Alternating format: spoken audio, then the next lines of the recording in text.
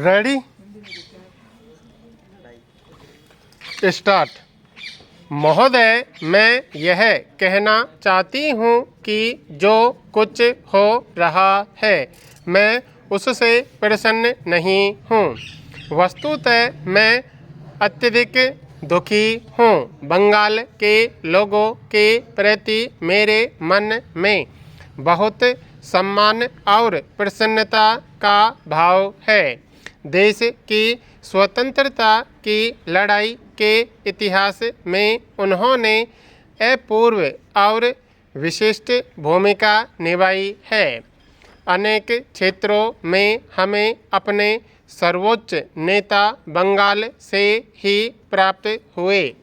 राजनीति, विज्ञान, साहित्य, कला और धर्म के क्षेत्र में हमें अपने सर्वोच्च नेता बंगाल से ही मिले। बंगाल से ही हमें अपना राष्ट्रगान प्राप्त हुआ। मुझे संदेह नहीं कि बंगाल के लोग इन कठिनाइयों के दौर से गुजर जाएंगे और पहले की तरह ही एक बार फिर शांतिपूर्ण वातावरण में प्रगति पथ पर आगे बढ़ेंगे। हमारे संविधान का उद्देश्य एक ऐसी सरकार की स्थापना है जो शांति और व्यवस्था को कायम रखे और उसे बढ़ाए। इसका उद्देश्य एक ऐसी सरकार की स्थापना है जो कानून के शासन और जनता के हित को सर्वोपरि समझती हो।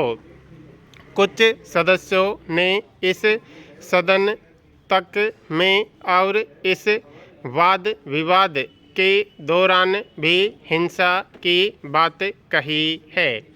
मैं उनसे अपील करती हूँ कि वे ऐसी बातें न कहें। मेरे मित्र ने तो उच्च न्यायालय का घेराव करने तक की बात कही है। हिंसा से किसी उद्देश्य की पूर्ति नहीं हो सकती। संविधान में ऐसी कोई व्यवस्था नहीं है कि व्यवस्थित रूप से काम करने का स्थान सड़कों पर होने वाली हिंसा ले सके। ऐसी हिंसा का प्रतिरोध करना हम सब का कर्तव्य है। जब कुछ सदस्यों ने संभवतः वाद विवाद की उत्तेजना के वातावरण में कुछ ऐसी बातें कहीं जिन्हें मैं अपनी सेना और पाकिस्तान में होने वाली घटनाओं आदि के बारे में गैर जिम्मेदारी से भरी बातें कह सकती हूँ, तब मुझे बहुत चिंता हुई। मैं समझती हूँ कि ये निराशा के स्वर हैं। ये उन लोगों के स्वर हैं जिनका भारत और भारत के लोगों पर विश्वास नहीं है।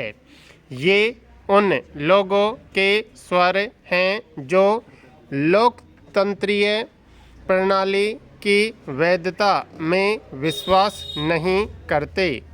मेरा देश के लोगों की प्रौढ़ता और बुद्धिमत्ता में अपार विश्वास है। मेरा अपनी सेनाओं की वीरता और उनकी महान देशभक्ति पर भी पूरा विश्वास है। मैं इस बात की निंदा करती हूँ कि उन्हें एक ऐसी राजनीतिक बहस में घसीटा जाए। मैं यह कहना चाहती हूँ कि कभी कभी हम अपने देश की चर्चा करते हैं। महोदय, हम बिल्कुल अलग थलग रूप से इस पर विचार करते हैं। हम अपने देश के लिए कुछ आदर्श परिस्थितियों की कामना करते हैं।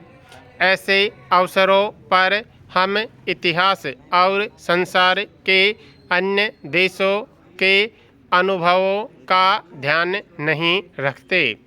समस्त मानव इतिहास में यह देखा जा सकता है कि किसी भी देश में यह नहीं हुआ कि अर्थव्यवस्था निरंतर प्रगति ही करती जाए।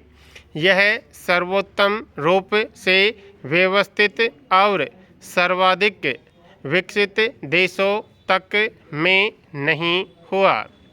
सदा उतार चढ़ाव आते हैं और प्राय कुछ समय के लिए देश पिछड़ भी जाते हैं। यदि देश में सूखा पड़ता है अथवा मंदी आती है तो यह ऐसी समस्याएं हैं जिन पर रचनात्मक आलोचना के द्वारा विचार किया जाना चाहिए। यदि हम आर्थिक मोर्चे पर ऐसी किसी असफलता को देखते ही निराश हो जाएं, तो उन कारणों से हुई जो हमारी नियंत्रण से बाहर थे, तो काम करने और संघर्ष करने की प्राय कोई प्रेरणा नहीं रह जाएगी। जब इस वर्ष मार्च के महीने में सरकार ने कार्यभार संभाला तो देश के सामने अकाल मुँह बाएं खड़ा था। अनेक राज्यों में अनाज की बहुत कमी थी और हमारे सामने अपने लोगों का भोजन जुटाने की विशाल समस्या थी। इतिहास में कभी भी किसी सरकार को ऐसी प्रबल चुनौती का सामना नहीं करना पड़ा। फिर भी हमने साहस और दृढ़ता से पूरा मुकाबला किया। चुनाव के बाद राज्यों में ऐसी सरकारें बनी जो पूरी तरह से एकता के सूत्र में नहीं बंधी हुई थी। ये सरकारें केंद्र की सत्तारूढ़ पार्टी के विरुद्ध थी, लेकिन हमने भुखमरी की चुनौती का सामना करने में इन्हें पूरा सहयोग दिया। विपक्ष के सदस्य चाहे कुछ भी कहें, पर वे यह नहीं कह सकते कि हम सफल नहीं हुए।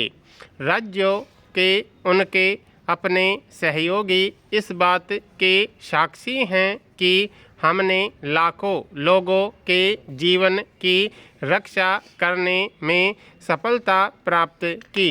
अंत में मैं सदन के दोनों पक्षों के सदस्यों से यह अनुरोध करना चाहती हूँ कि वे तात्कालिक महत्व की बातों से ऊपर उठकर इतिहास के व्यापक परिप्रेक्ष्य में इन समस्याओं पर विचार करें।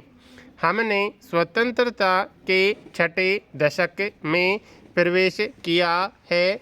देश की आधी जनता का जन्म स्वतंत्रता के बाद हुआ है।